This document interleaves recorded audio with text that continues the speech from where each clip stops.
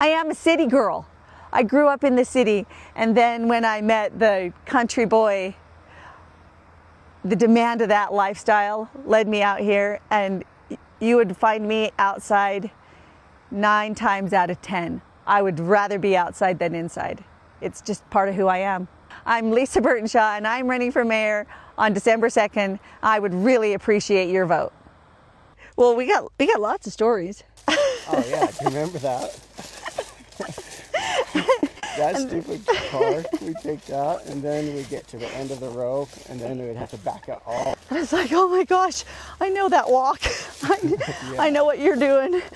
You're moving pipe right now on your ditch bank in your mind. What are you doing? For a lot of years, we hauled a lot of, yeah. Yeah.